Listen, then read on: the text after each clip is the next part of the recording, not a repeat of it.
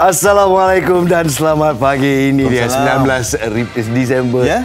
Tarikh keramat di mana pengacara MHI kehilangan suara. Ini sebenarnya betul. Awak suara terus tak ada ni. Terus tak ada. Banyak menjerit semalam. Dengan penangan Piala Dunia di mana La Abi Celeste dinobatkan sebagai juara 2022 di Qatar. Lionel Messi, pemain terhebat of all time. Greatest of all time dipanggil kambing atau goat sekarang ni. Itu nama ringkasnya lah kan. Assalamualaikum semua. Ini Malaysia hari ini. Kita nak raikan pelbagai perkongsian pada pagi ini. Semalam saya percaya ramai di kalangan kaki bola yang tidak melepaskan peluang lah. Rugi kalau tak tonton perlawanan pada jam 11 malam semalam. Menyaksikan Argentina berjaya untuk menewaskan juara bertahan pasukan Perancis, dan ini adalah antara perlawanan akhir yang terhebat yang diperkatakan sejak 22 edisi Piala Dunia ini, Nas. 3-3 ketika perlawanan 120 minit ini dan penentuan sepakan penalti. Gambar ni mahal ni, gambar ni mahal. Sangat mahal sebagai Golden Ball winner, iaitu pemain terbaik sepanjang Piala Dunia 2022 ini, dan juga itu dia Jules Rimet Cup. Betul, mengucuk Piala Dunia yang diidamkan oleh Lionel Messi. Tahniah kepada pasukan Argentina. Kita membesar melihat kepada kehebatannya. Dan ini antara suasana di seluruh ibu kota, terutamanya saya juga semalam turut berada di Wangsa Maju menyaksikan perlawanan akhir ini. Memang meriah. Kita faham sentimennya bahawa bukan pasukan negara kita yang layak ke pentas akhir ini, tetapi sebagai peminat bola sepak ni sukan universal, bahasa satu dunia raikan dengan satu perkataan yang sama, itu gol tu kan. Semua faham. Dan ini adalah antara kemeriahannya. Jadi kalau kita nampak di sini lebih banyak supporter atau penyokong Perancis ataupun Argentina. Pastinya, betul. Ya? Betul. Ramai yang mungkin kerana sentimen. Yang pertamanya kerana pasukan yang mereka pilih semua dah akan lawan. Dia hanya tinggal Argentina ataupun France je lah kan. Lepas tu sentimen Lionel Messi ni saya percaya kita nak menyaksikan pemain yang kita sokong, melihat kepada era mereka bermain sewaktu kita hidup. Contoh Maradona, Pele, ini zaman yang lama kan. Betul. Saya tak sempat nak tengok, tapi Messi ni saya membesar sama-sama. Macam kawan kan. Dan saya tengokkan sendiri, dan kita memang harap seorang pemain yang hebat yang saya tengok di depan mata lah. Sebab dia pernah datang Malaysia, saya pernah tengok. Pernah tengok, patutlah jatuh cinta.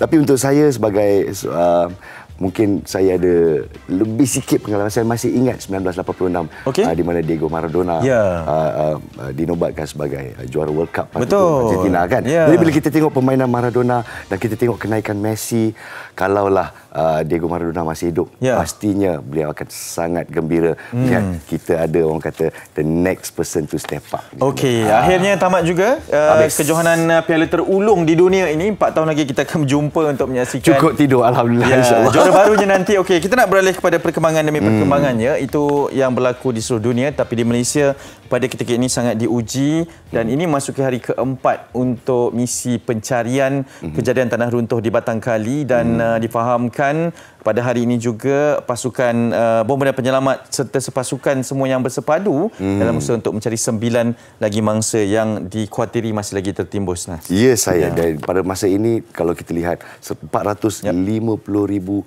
tan metrik tanah yang telah menimpa mereka di sini. Jadi inilah dia senarai 24 mangsa yang telah meninggal dunia, dan kita paparkan di sini masih 9 yang belum dijumpai setakat ini. Dan kalau kita lihat visual kita, kira-kira 11 ekor anjing pengesan juga telah kita deploy di kawasan Ground Zero, dan masih tidak ada perubahan setakat ini. Betul. Dan kalau kita saksikan misi SAR ini, Search and Rescue oleh pihak APM, menggunakan 11 secara keseluruhannya anjing pengesan, tapi pada pagi ini 6 ekor anjing telah pun dibawa untuk bersama-sama membawa kepada sektor A, B, C dan D, dan pada hari ini difahamkan akan diberikan fokus kepada sektor C dan D.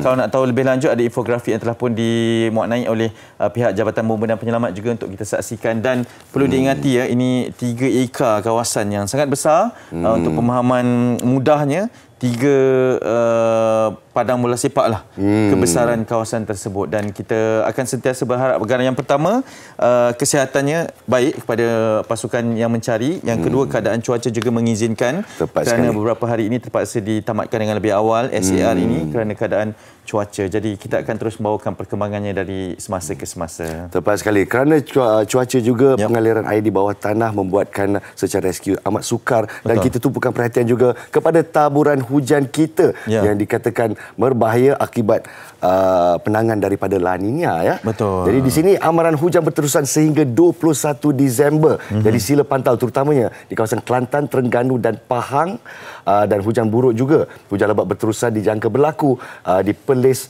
Kedah, Perak dan juga Pahang. Ya, dan perlu berwaspadalah di sekitar kawasan Kedah, Pulau Pinang, Perak, Johor dan juga Pahang, dan difahamkan pada ketika ini jumlah masa banjir di pantai timur terutamanya di Kelantan dan Terengganu meningkat kepada 20,000 orang di keseluruhannya, dan ini antara bencana yang memang kita minta untuk tidak berlaku, tetapi itulah pada perubahan angin monsun timur laut ini dengan beberapa kawasan pusat pembinaan sementara juga telah pun mula dibuka, dan visual-visual yang dipaparkan di media sosial pada ketika ini memang amat menyedihkan untuk sama-sama kita saksikan. Doa untuk seluruh mereka yang terkesan pada ketika ini, tetapi yang lebih penting bagi kita di Malaysia hari ini juga akan terus membawakan setiap perinciannya, dan kepada yang terkesan dapatkan informasi secara menyeluruh daripada pihak NADMA, Pengurusan Bencana Negara, dan pada ketika ini juga kita percayalah usaha bersepadu untuk memberikan bantuan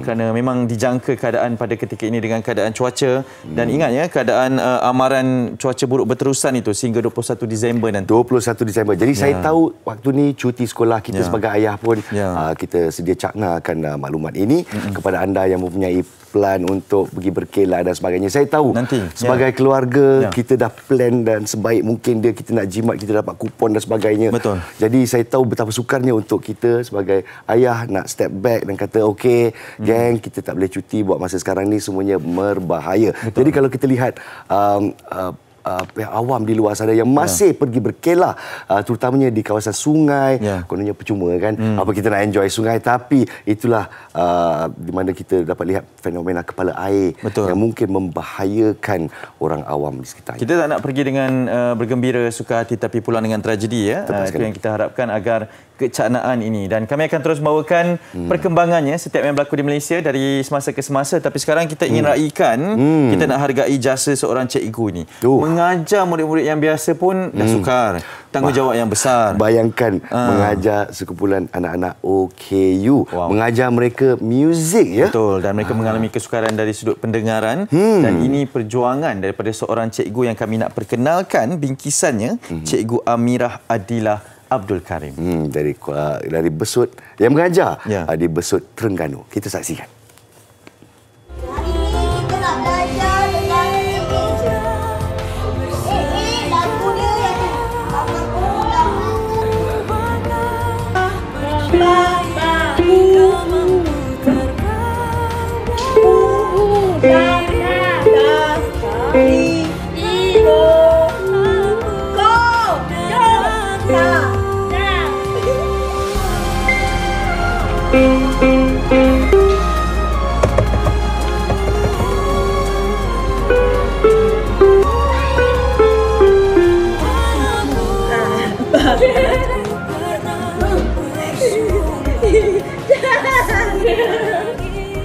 yang anugerah Tuhan memarahkan api dalam diriku yang tak pernah aku sangka ada.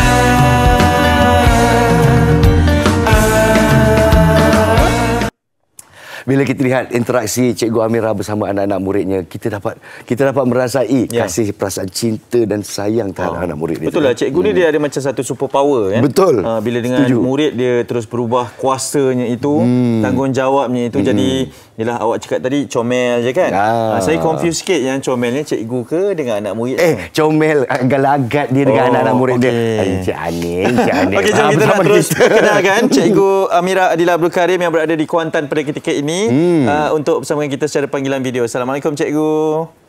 Waalaikumsalam. Oh, jauh Boleh betul nama saya? cikgu dari SKPK Besut Terengganu. Tengah cuti ke dekat Kuantan? Ya, sedang cuti sekolah. Saya balik kampung. Balik kampung. Alhamdulillah. Okey, keadaan Kuantan sekarang macam mana cikgu kalau nak dikongsikan keadaan cuacanya? Ya, masih hujan. Tak berhenti lagi. Sama jugalah ke Pantai Timur sekarang kan. Musim hujan. Harap-harap kawasan perumahan cikgu taklah dinaiki air dan sebagainya. Harap-harap tiada aram melintang ya. Amin. Baiklah, kita nak tumpukan perhatian kepada gelagat cikgu di dalam kelas tadi. Bila kita tengok macam saya cakap, perasaan cinta, kasih dan sayang tu memang menyelah. Jadi macam mana titik permulaan cikgu Amirah menceburi dunia mengajar bersama-sama dengan anak-anak OKU yang kurang daya pendengaran? Silakan. Okey, terima kasih kepada pengacara. Okey, bismillahirrahmanirrahim. Okey, sebenarnya saya guru baru saja ditempatkan di sekolah pada Januari tahun 2022. Okey. Jadi sebenarnya saya guru baru lagi lah ni. Oh, Freshie. Tahun lagi. Freshie rupanya. Dah sampai tahun pun lagi. Jadi saya ucap saya segan dah sikit nak kongsi sebab tak banyak pengetahuan pun saya ni, tak banyak pengalaman lagi lah. Okay, jadi saya baru saja tamat pengajian saya tahun lepas 2021 di Institut Pendidikan Guru Kampus Ilmu Khas di Ceras. Saya belajar dekat Ceras dulu. Lepas saya tunggu penempatan saya ditempatkan di Sekolah Kebangsaan Pendidikan Khas Besut Terengganu. Dan kiranya SKPK Besut ni merupakan penempatan pertama saya untuk saya memulakan kerjaya saya sebagai guru pendidikan khas. First posting ya? Ya, first posting saya di sekolah ini. Okey, dah option ini pun bermula dengan macam freshie lah kan. Okey, cikgu, hampir setahun ini mengajar, kita juga saksikan antara gelagatnya, kita juga saksikan momen-momen yang cikgu rakam dan kongsikan di media sosial. Apa cabaran sebenarnya cikgu kalau nak dikongsikan mengajar di sekolah pendidikan khas dengan option muzik ini? Okay, sebenarnya saya option pendidikan khas masalah penglihatan. Saya bukan option pendengaran sebenarnya. Oh, okey. Bidan terjun. Bila saya ditempatkan di sekolah, saya kena mengajar 3 program. Untuk pengetahuan, program kat bidang pendidikan khas ni ada 3. Ada program masalah pembelajaran, contohnya murid ASD, murid ADHD, murid Down syndrome. Kedua, program masalah penglihatan, iaitu murid buta, murid rabun teruk. Dan yang ketiga ialah murid pendengaran, iaitu murid yang pekak ataupun yang tuli. Jadi walaupun saya option penglihatan, bila saya belajar dekat tempat pengajian saya dulu, saya belajar penglihatan saja. Saya mengajar mengendalikan murid-murid buta saja. Bila saya posting, saya kena ajar semua kategori ni. Saya ajar muzik kelas pendengaran, saya ajar kelas penglihatan, kelas pembelajaran juga. Jadi kalau nak cakap tentang cabaran ni, saya rasa paling ketara sekali ialah untuk mengawal ataupun nak mengurus tingkah laku MBPK ni. Kita panggil MBPK, dia punya istilah murid berkeperluan pendidikan khas. Okey. MBPK ya. Dan di sini saya difahamkan murid-murid MBPK ni dia ada macam-macam perangai gelagat dia kan. Betul. Dan level dia di atas spektrum pun adalah berbeza ya. Macam mana cikgu nak manage tu? Betul. Jadi itulah kalau contohnya dalam saya bagi senario dalam satu kelas kan. Dalam satu kelas saya ni ada 5 orang murid. Tapi ada murid autism yang non-verbal, ada murid Down syndrome, ada murid ADHD, ada murid pelbagai sangat tingkah laku murid dalam kan. Jadi sebab tu dalam bidang kami ni kami ada pembantu pengurusan murid, PPM.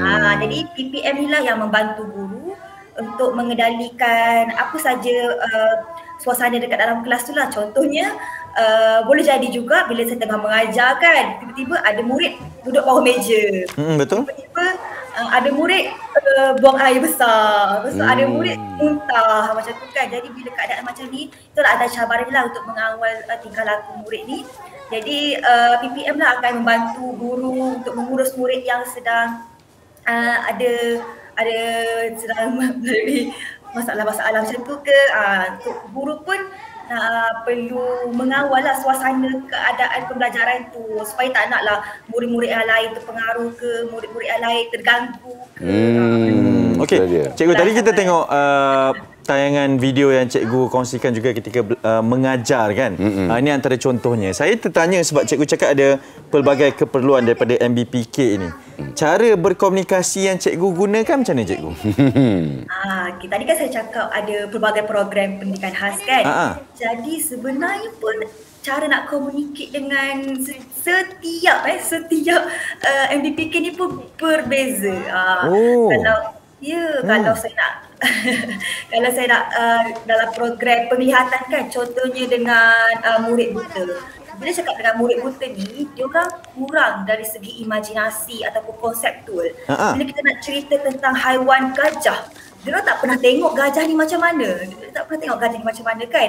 Jadi guru tu perlu cuba untuk mengajar. Contohnya kaedah tu kita bagi similarity. Contohnya, saiz gajah sebesar bas. Contohnya kan. Bas tu besar mana? Jadi murid pergilah buat orientasi untuk ukur saiz bas tu. Contohnya dia rasa saiz bas tu ada berapa depa, ada berapa tinggi. Jadi barulah dia dapat tahu konsep saiz gajah tu ibarat sebesar bas. Macam itu kalau murid penglihatan. Kalau murid pendengaran tak, mestilah cara elemen khas dia adalah bahasa isyarat. Jadi contohnya saya yang bukan asas saya ialah bahasa isyarat, murid pendengaran, jadi saya kena belajar bahasa isyarat. Saya kena belajar bahasa isyarat untuk communicate dengan dia lah, untuk interaksi dengan dia. Lebih-lebih lagi bila saya ajar murid muzik.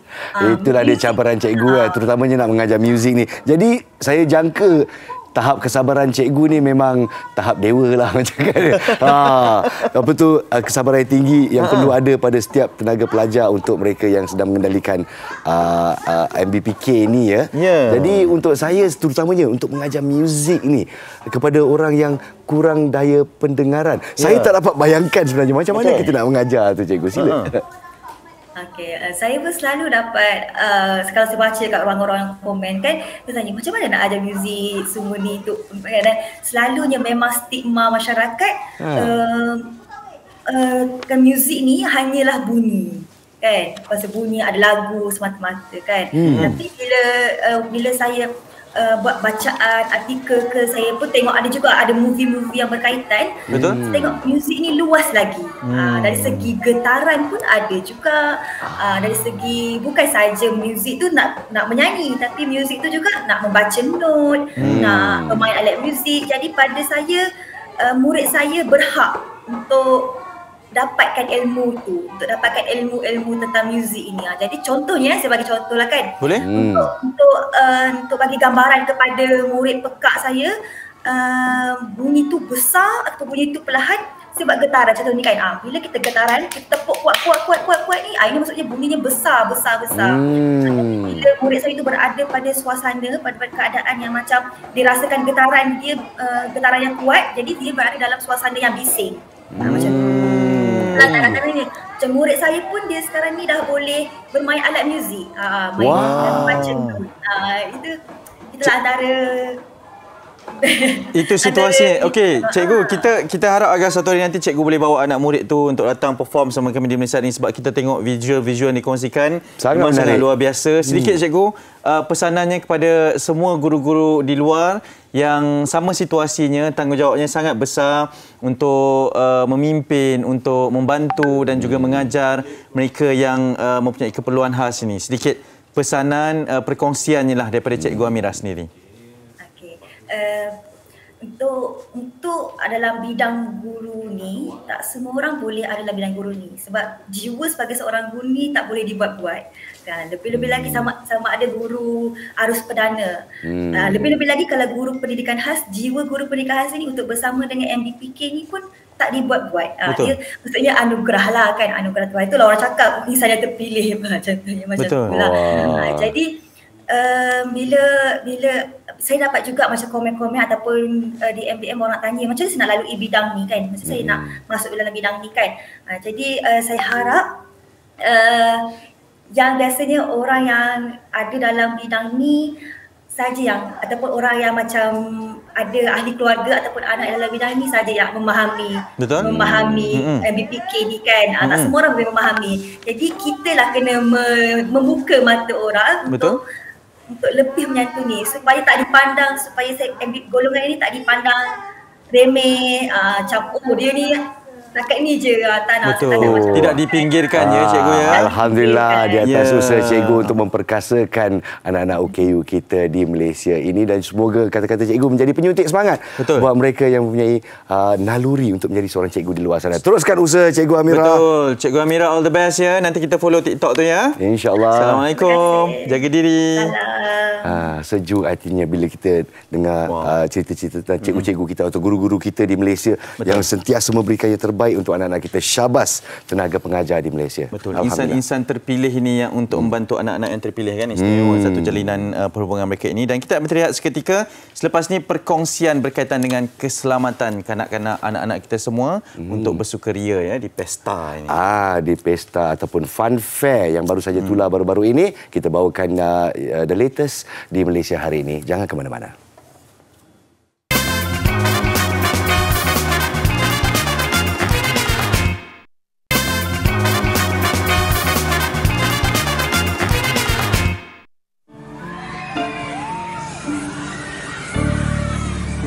Permainan pestaria atau fun fair sememangnya menjadi tempat tumpuan bersukaria hujung minggu dan cuti sekolah. Hasrat pengunjung untuk berseronok bertukar tragedi apabila salah satu permainan di fun fair Bandar Puncak Alam mengalami kerosakan sehingga menyebabkan berlakunya kemalangan.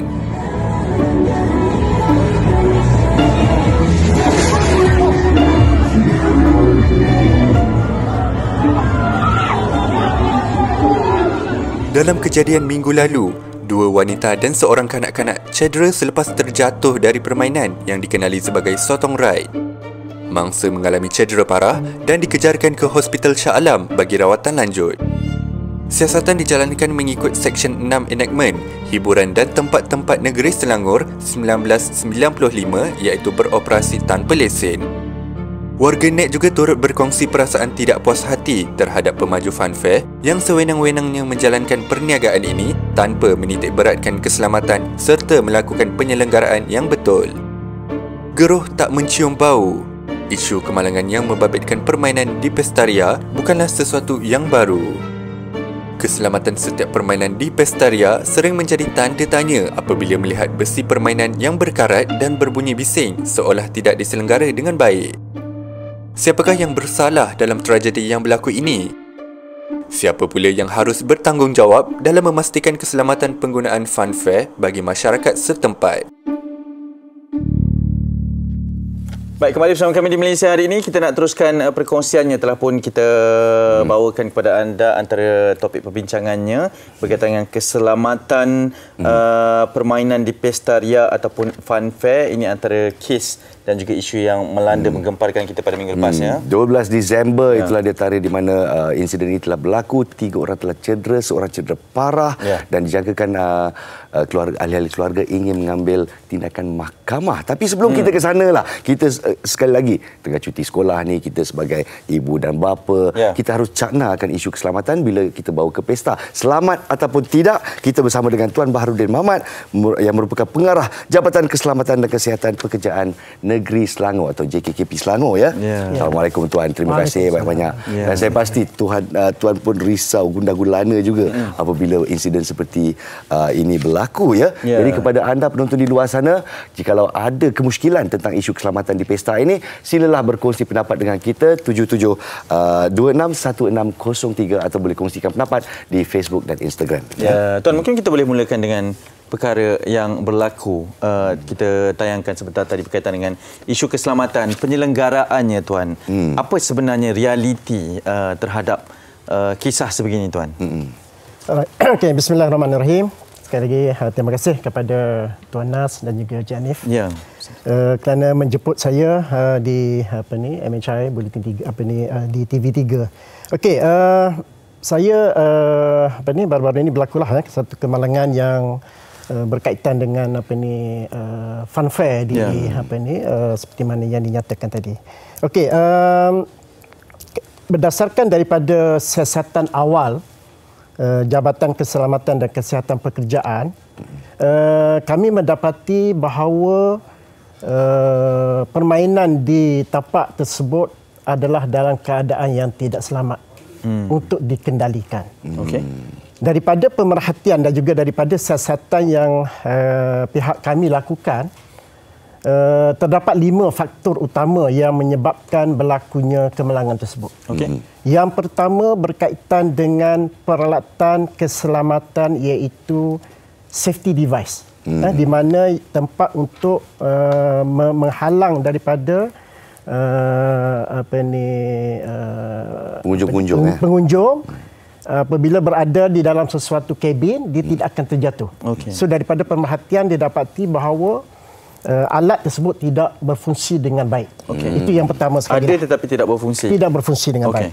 Yang kedua adalah berkaitan dengan reka bentuk sendirilah. Dari segi reka bentuk, iaitu jentera yang dipanggil octopus ride ataupun sotong ride. Dipanggil sotong ride.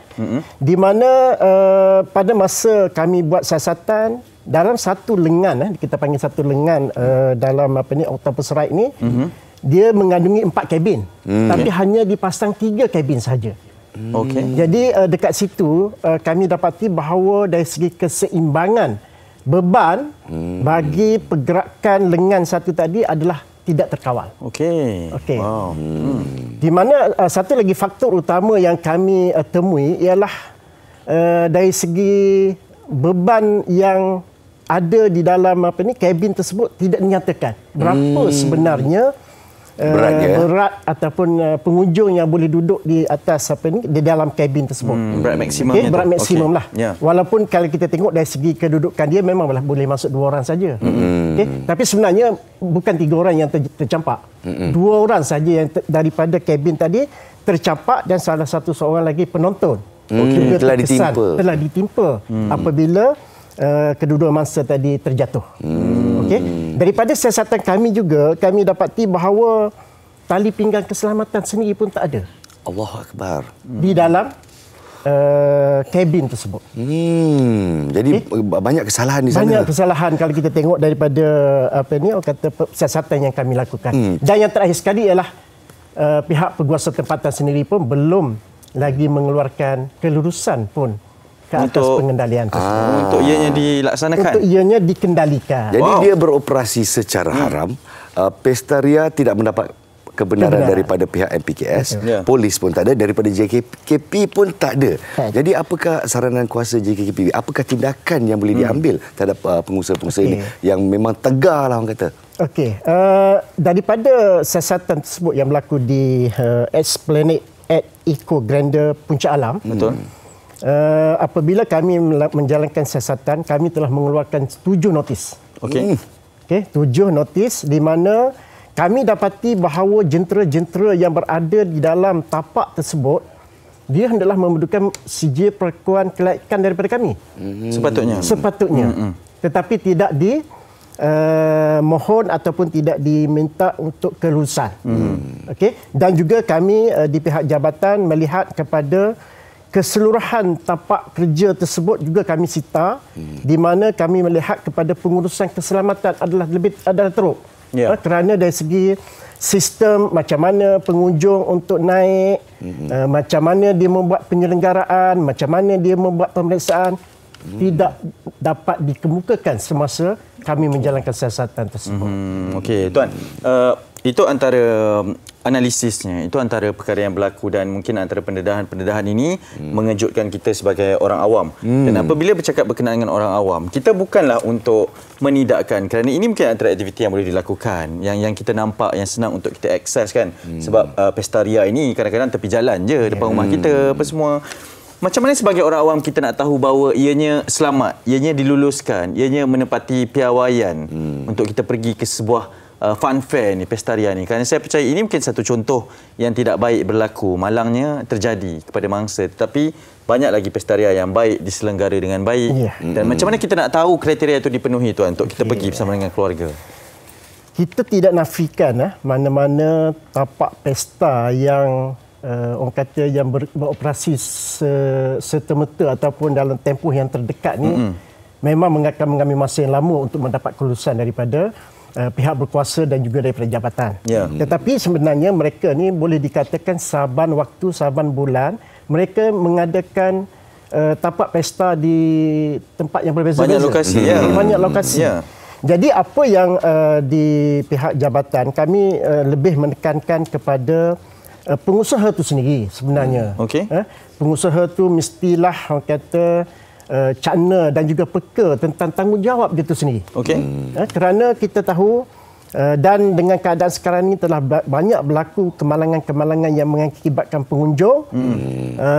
Jadi kita nampak supaya di pihak pengusaha itu memainkan peranan yang lebih penting. Untuk orang awam pula. Sebenarnya kami di jabatan ni kami lebih menekankan kepada pengusaha. Bagi pihak jabatan kami ada salah satu fungsi kita ialah menjalankan promosi kepada tentang kesedaran, keselamatan dan kesihatan kepada orang awam. Dan saya rasa berbangga hari inilah kerana di pihak TV3 sendiri kerana kami telah boleh orang kata menyebarluaskan tentang peri pentingnya penggunaan keselamatan ataupun di tapak pesta. So saya berharap dan juga memohonlah kepada orang awam yang hendak menggunakan ataupun bermain di pesta ni, lebih-lebih lagi dalam masa cuti sekolah sekarang ni, supaya lebih peka tentang prosedur keselamatan yang telah diadakan oleh pengusaha tadi. Maksudnya kita cakna dengan apa yang mereka dah apply ke tidak. Mereka yang dah diluluskan ke tidak. Kan? Kalau tali pinggang ke taklah masuk betul-betul, kenapa tali pinggang ni tak masuk betul dan sebagainya. Tapi saya nak mungkin utarakan sesuatu yang mungkin agak sensitif. Kalau kita cerita tentang pengusaha ni lah yang membawa pesta-pesta ini ke kawasan desa, kampung dan sebagainya. Merata. Dia dah keluarkan duit. Dia dah keluarkan modal dia. Jadi kalau perlukan lebih duit atau lebih prosedur untuk dia set up fun fair ni, mesti ada di antara pengusaha yang mungkin tidak ikhlas dengan rezekinya dan mungkin akan cut corner. Jadi di sini apakah tindakan JKKP untuk meneruskan bahawa pengusaha-pengusaha ni tak boleh culas, tak boleh kata lepas tangan tentang keselamatan. Tak boleh ambil shortcut ni. Jadi mungkin JKP boleh memberikan penerangan dan juga penekanan. Terima kasih Anas dan juga Cik Hanif. Dalam rekod dalam jabatan sendirilah, terutama Engineering Tinggi Selangor, kita ada lebih kurang 80 tapak ataupun pesta yang banyak juga ya. Banyak juga ya. Ada yang kekal permanent dan ada yang jenis tadilah yang berpindah randah. Ada kadang-kadang tu yang menjalankan hanya satu hari saja. Sempena apa-apa hari perayaan sebagai contoh. Sebenarnya kita ada satu garis panduan sebenarnya. Garis panduan tentang pengurusan keselamatan di taman hiburan, peralatan di taman hiburan. Yang ini telah dikeluarkan daripada tahun 2008 lagi. Jadi kami di peringkat jabatan boleh dikatakan senantiasa mana-mana pengusaha yang hendak mengendalikan apa-apa tema hiburan ataupun pesta ria ni, supaya dia menggunakan garis panduan ini. Sebab kami telah nyatakan dalam garis panduan tu semua yang perlu dilakukan. Semua yang perlu dilakukan. Jadi cuma di peringkat pengusaha ni saya nampaklah daripada pemerhatian mereka ni sebenarnya bukan pertama kali saja dia buat. Dia akan ada berterusan. Jadi apabila dia telah mendapat kelulusan dan dia telah tahu dari segi keperluan perundangan, saya rasa tak akan menjadi masalah. InsyaAllah. Okey, baiklah. Kita ada soalan daripada penonton kita. Sedikit perkongsian daripada Tuan Haji Abdul Razak. Kalau tak salah saya. Assalamualaikum Tuan Haji. Assalamualaikum. Ji, Assalamualaikum. Selangor. Haji, silakan. Okey, saya nak beri nak beri sedikit pandangan ataupun mungkin pada Tuan Haji tetamu jemputan kita ni boleh buat sesuatu. Boleh je ringkas saja ya. Dia ceritanya begini. saya pergi satu pesta lah. Saya bawa cucu saya semua pergi. Betul saya nak kena beli tiket untuk naik ketapi kan dalam pesta ni misalnya ada ketapi, ada buaya, macam-macam kan. Jadi saya beli tiket tiga tiket untuk 2 orang cucu dengan satu anak saya yang akan naik bersama dengan cucu saya itulah. Okey. Kalau ikut logiknya, kalau kita beli tiket di kaunter tiket tu, dia akan bagi 3 keping tiket. Betul? Contohnya, 3 orang, dia akan bagi satu tiket nombor 100 sekeping, 1001 sekeping, 1002 sekeping, 3 keping. Okey.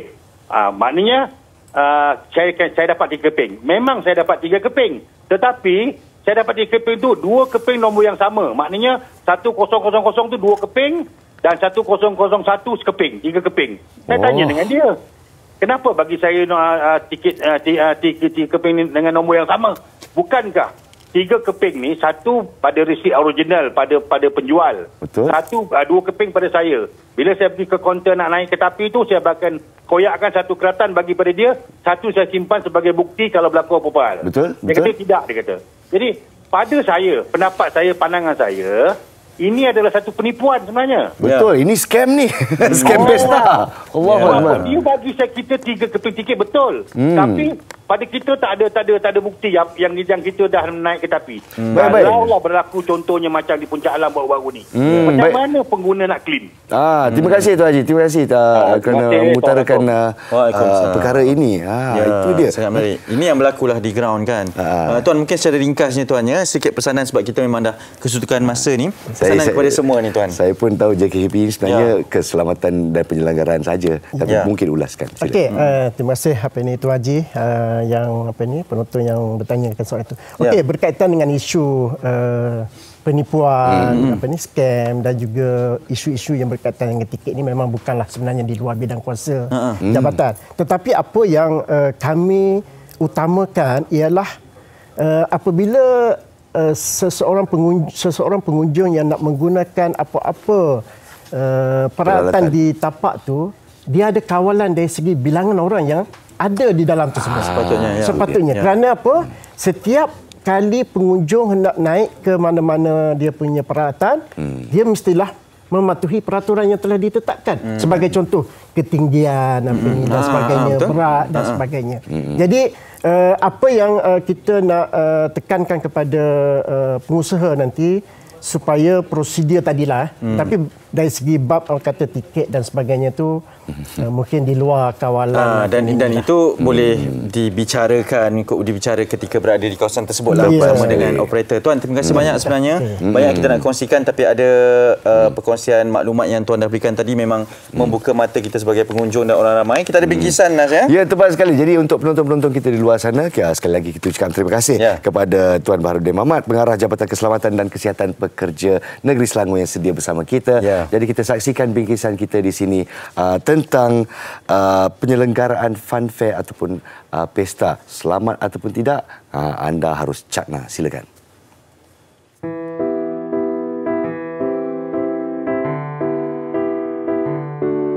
Pesta Ria atau lebih dikenali sebagai fun fair merupakan salah satu tarikan bagi keluarga untuk meluangkan masa bersama dari dahulu hingga sekarang. Bermula sekadar impian, kini menjadi realiti. Datuk Seri Kechu An, salah seorang pemilik Pesta Ria yang beroperasi lebih 35 tahun, beliau telah membawa Pesta Rianya ke serata Malaysia sejak 1987. Beliau menceburi bidang ini kerana terkenang memori waktu kecil dahulu, keseronokan dan kegembiraan yang dirasai ketika bermain di Pesta Ria menjadi motivasi dalam mencapai cita-cita memiliki Pesta Ria sendiri. Walaupun begitu, beliau tidak pernah mengambil mudah tanggungjawab besar yang digalas dalam menguruskan Pesta Ria ini. Muhammad Fadlullah Aminuddin, 29 tahun, telah diberikan kepercayaan oleh Datuk Seri untuk menerajui penyelenggaraan dan keselamatan peralatan setiap hari sebelum mula beroperasi. Langkah yang paling penting sekali, setiap hari kita ada lakukan checklist. Maksudnya setiap permainan ni kita ada inspection oleh operator, dan setiap inspection tu disertakan dengan gambar yang akan kita himpunkan satu tempat dan akan dimonitor oleh saya punya manager, dan setiap ada kelemahan, ada apa-apa yang perlu diperbaiki, kita akan terus keluarkan job order untuk kita fixkan. Kemudian kita ada juga annually punya inspection daripada overseas punya third party. Dia akan datang buat untuk NDT test. Kita akan buat datang dia punya ada keretakan, ada welding yang crack, skru yang dah tak okey, macam-macam lah kita akan buat inspection. Kemudian kita akan follow manufacturer punya suggestion untuk buat replacement, buat pertukaran part-part yang crucial, macam main dia punya drive bearing, kemudian dia punya skru-skru yang memang sangat penting. Ternyata keselamatan pengunjung menjadi keutamaan bagi mereka. Rutin selenggaraan dijalankan agar setiap pengunjung yang hadir berasa selamat dan yakin dengan tahap keselamatan. Pesta Ria menjadi pilihan buat ramai orang untuk meluangkan masa bersama orang tersayang. Namun kes yang berlaku baru-baru ini mengundang pelbagai reaksi buat pengunjung Pesta Ria di Penang ini. Memang rasa takut juga bila kita tengok balik apa yang video tu diviralkan. Kita rasa takut lah, kita rasa was-was untuk naik. Tapi dekat Penang ni tidak pernah berlaku lagi lah apa yang terjadi dekat Puncak Alam. Tak takut lah sebab kita memang orang sini. Dari kecil memang mak ayah bawa mai sini. So far memang dari kecil-kecil tengok, tak takut lah. Masih ada Pesta Ria yang beroperasi mengikut garis panduan yang ditetapkan.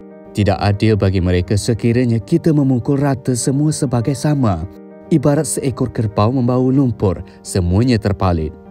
Pesta Ria yang diurus dengan baik seperti ini menjadi bukti bahawa sebarang kecelakaan atau musibah boleh dielak sekiranya persediaan rapi dilakukan. Pelaksanaan prosedur keselamatan dan penguatkuasaan yang lebih tegas oleh penguatkuasa mampu mencegah perkara tidak diingini daripada berlaku.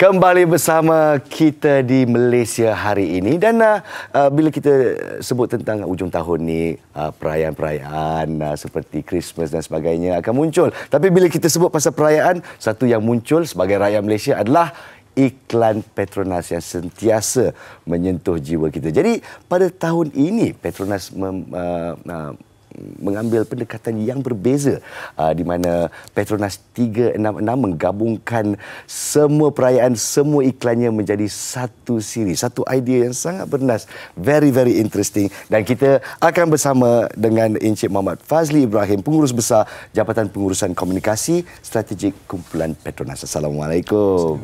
Dan terima kasih Petronas kerana sentiasa membawa babak-babak yang ceria dan menyentuh jiwa buat kita. Dan bersama-sama kita untuk menyantuni program Petronas 366 ini, Jehan Miskin yang satu masa dahulunya hero Melaya, sekarang dah jadi penerbit hero. Welcome to the show. And of course Mr. Kabir Bakhtiar, I'm still hooked on Nur Kasih until now. Once in a while my mother will still talk about it, so thank you. Always on here and media pretty much. Thank you so much for the great movies that you bring to us as well. Jadi kita teruskan kepada Encik Fazli. Apa yang mengilhamkan Petronas untuk membawa drama bersiri dalam iklan-iklannya dengan Petronas 366? Jadi Petronas, kalau kita lihat daripada dulu lagi, iklan-iklan kita memang dia terhasil daripada padanan kisah sebenar dalam kehidupan rakyat Malaysia. Cuma kali ini kita cuba cantumkan kisah yang panjang sikit dengan watak-watak yang menarik supaya kita dapat selami perasaan, kita dapat selami peristiwa dalam kehidupan diorang, dan kita kaitkan dengan situasi cabaran kita di Malaysia yang mana kita pun baru keluar daripada fasa pandemik, dan di sebalik orang kata situasi itu ada banyak kisah-kisah kita sendiri yang kita nampak pada watak-watak ni. Itu yang saya suka tentang iklan Petronas, dia menggambarkan realism di mana bukannya semuanya happy sentiasa kan. Itulah dia lumrah kehidupan. Dan ini yang cuba dihidupkan oleh Jahan Miskin dan juga KB Batiar. Jadi bertanya kepada penerbit eksekutif kita lah, berkolaborasi dengan Petronas ya. Apakah ciri unik yang you nampak tentang projek 366 ni? Kenapa dia menarik buat Jahan? Okay. So firstly Nas, tak pernah ada siri festif sebegini, bukan saja di Malaysia tapi rasanya di dunia. Tak pernah. Kerana Malaysia mempunyai banyak festif ya. Itu satu kelebihan Malaysia, rakyat berbilang mangsa. Banyak public holiday. Betul. Betul, bonus. Jadi bila mendapat offer begini untuk membuat siri festif, firstly ia satu yang sangat special. Also dari segi audience point of view, sebelum ni kalau kita tengok mostly each festive ditonton primarily oleh that race. So for example kalau kita buat Chinese New Year, Cina kebanyakan yang tengok. Kalau kita buat raya, Melayu kebanyakan. Tetapi dengan siri ini, kerana ia siri, semua bangsa yang mengikuti siri ini akan menonton. Jadi orang yang mungkin tak tahu pasal keamatan, dia akan menonton sebab di episod 3. Orang yang mungkin tak pernah tahu pasal gawai, sebab di episod 4 mereka akan tonton. Dari situ kita dapat kenal dengan lebih dekat, budaya-budaya masing-masing antara rakyat Malaysia. So kita raikan kepelbagaian Malaysia. And I'm sure it's a challenge for KB as well as the director, bringing diverse talents together and trying to bring that message and that flavor of Petronas. How difficult was that? Yeah, because it's such a long legacy, and so I'm really blessed. And in 1 year, I've done all 7 festivals. So well done. I can die tomorrow. But it's been interesting. I mean, especially working with the actors, we had a blend of some veterans and a lot of newcomers. And the biggest challenge is really it's a mini series, and it's not fully a commercial, it's a story. And so it's a fine line where actors might try to be a little bit, give too much, and my job is to really control it and make sure there's also continuity, because there's such gaps between the things, so I have to keep on bringing them back to the character. But it was a really great experience working with a blend of both. Maybe just to step things out a little bit, how difficult was it to make sure the continuity is there? I'm sure you had to spend a few minutes on the next episode to sort of recap what happened before. And That's true. But the good news is it's on air, and we get real-time feedback, which is something new for me. That's true. Real-time feedback. So a lot of them, yes, I have to get them back, and I have to remember, bring them back. But everybody is so involved because it's a big thing for everybody involved in it, and the kind of following, I for the first time saw it, because they're all there, and there's so much love and respect for what it is, and it was a nice blend of different actors from different walks of cultures and stuff. Saya dapat bayangkan sebagai rakyat Malaysia, kalau diberi peluang untuk appear dalam iklan Petronas, mesti macam mendabi dada ni. Mesti semangat, and the extra pressure is there as well. So what can the audience expect? Apa yang penonton dapat nantikan dalam episod ke-7 ini? Mungkin kita recap balik first episode, Zui sebagai protagonisnya. Silakan. So untuk yang belum menonton atau yang dah menonton, episod 1 sampai 4 memfokus kepada individual characters, Z di Chinese New Year, Poji di Raya, Adam di Keamatan, dan juga Marilyn di Gawai. Tetapi Merdeka onwards, cerita dia lebih kepada ensemble cast, di mana cast yang kami dah develop coming together for a common cause, kan? Connect the dots. Yes. Dalam episod 7 ni, sebab ia finale episode, of course resolutions, tetapi kami menjanjikan surprises. Sebabnya 366 ni tak pernah satu benda yang typical dan expected. Daripada elemen teknologi kepada cerita relationship, saya tahu ramai yang menunggu cinta tiga segi antara main character kami. Jadi kami menjanjikan surprises, dan juga mungkin scene festive Christmas yang authentic. Yang autentik. Yang autentik. Sebagaimana Petronas buat untuk perayaan-perayaan lain, kali ini kami dapat buat untuk Christmas dan juga New Year. Sebagai satu budaya. Sebagai satu budaya yang tekankan. diselebrate oleh part of Malaysians lah. Baiklah, untuk kita gulungkan diskusi ini supaya anda semua excited untuk menonton Petronas 366 di media-media sosial ya.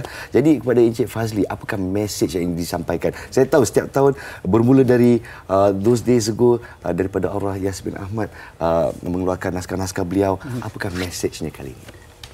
Yang paling penting sekali, pertama kita nak ucapkan terima kasih kepada rakyat Malaysia yang mengikuti series ni sebab dia ada following dia sendiri. Ramai yang komen, ramai yang menantikan pengakhiran. Jadi harap nanti bila episod ni keluar, saksikan sama ada di Kaca TV dan juga di media sosial. Ya, saya. Dan juga mungkin sedikit kita nak umpan sikit untuk tahun depan, nantikan mungkin kelainan yang lain pula yang kita akan bawa. Teruskan usaha Petronas, teruskan usaha. Terima kasih kepada Encik Fazli. Kita thank you to Jihan offering this to live, and Kabir, your touch InsyaAllah will definitely menambat hati penonton-penonton rakyat Malaysia di luar sana. Kalau masih belum menonton, tujuh siri kesemuanya Petronas 366.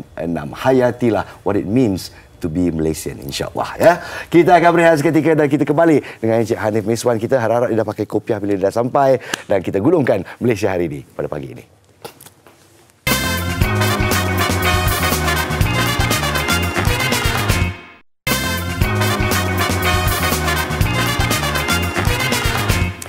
Kembali bersama kita di MHI Encik Hanif. Berehat sebentar tadi dan sekarang kita gulungkan rancangan dengan apa yang kita dapat saksikan di kaca-kaca TV kita di TV3. Saksikan gandingan mencuit hati Rina Diana dan Fadlan Hazim dalam drama Cinta Arjuna. Slot Sakura setiap Isnin hingga Khamis 6 petang di TV3. Awak ikut ke? Bakal ikutlah ni. Bakal ikut. Sebab ada Rina Diana dekat situ kan? Saya dah agak. Ya, kawan-kawan. Okey. Dan seterusnya adalah Hati Tanpa Rasa 19 Disember. Jangan lupa saksikan samarinda terbaru Hati Tanpa Rasa dibintangi oleh Reza Rosli, Syailin, Jasmine Hamid dan ramai lagi setiap Isnin hingga Khamis 10 malam di TV3. Ini dia lakonan mereka. Dan bercakap berkenaan dengan 19 Disember, satu lagi hari yang bersejarah kerana buat pertama kalinya penggal bagi Perdana Menteri Malaysia yang ke-10 selepas pilihan raya umum ke-15 baru-baru ini dibuka pada hari ini, dan antara usul yang dinantikan adalah berkaitan dengan usul undi percaya terhadap Perdana Menteri. Tepat sekali, inilah dia di mana mandatnya akan diuji di Parlimen buat pertama kalinya dan diharapkan supaya semua komponen-komponen Parlimen akan bekerjasama untuk majukan Malaysia. Stability itu yang kami inginkan. Ya, betul. Dan banyak sekali yang dipaparkan di dada-dada akhbar pada hari ini, antaranya berkaitan dengan misi mencari dan menyelamat dan tindakan akan diambil kepada pengusaha tapak perkhemahan yang akan disiasat kerana menyalahi dilaporkan kabarnya menyalahi lesen yang telah pun diberikan. Ini di Berita Harian. Dari utusan pula bagai padang jarak padang terkukur 31 hotspot lagi yang telah dikenal pasti yang berisiko berlaku tanah runtuh ya. Jadi dengan tragedi yang telah berlaku 4 hari lepas diharapkan bahawa tiada lagi aral yang melintang. Betul. Dan kepada mereka yang berada di Pantai Timur, tolong berhati-hati, sentiasa cakna, sentiasa tahu informasi terkini. Pindahlah ke tempat yang lebih selamat sekiranya diarahkan. Jangan kita ambil tindakan sendiri dan kita akan terus membawakan perkembangannya dari semasa ke semasa. Kita doakan yang terbaik, keselamatan kepada semua yang terlibat dan juga terkesannya. InsyaAllah pada esokan harinya kita akan bawakan topik penyakit batuk karang dalam hempedu. Hanif, kalau ada rasa sakit-sakit di kawasan perut terutama sebelah kiri ini, waspada, mungkin batuk karang hempedu. Semuanya di MHI pada esok harinya. Yang penting semua jaga diri dan juga senyum selalu, jaga kesihatan semuanya. Assalamualaikum. Assalamualaikum. Hidup Lionel Messi.